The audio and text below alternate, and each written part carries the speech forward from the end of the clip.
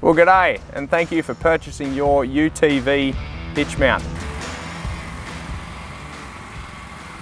So with this little unit, it mounts to the 50mm Haymen Reese on the back of the vehicle, and you can mount either the versatile boom like I have here behind me, or the boomless nozzle.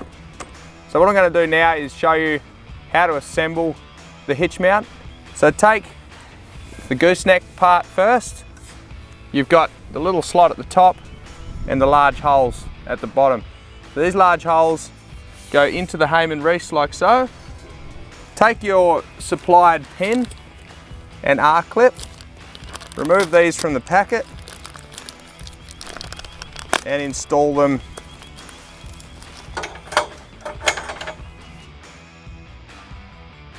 Thank you for watching this video on the UTV hitch mount. If you would like to know more about this product, or you would like to purchase one, please give us a call on 1800 011 000. We look forward to your call. Thank you.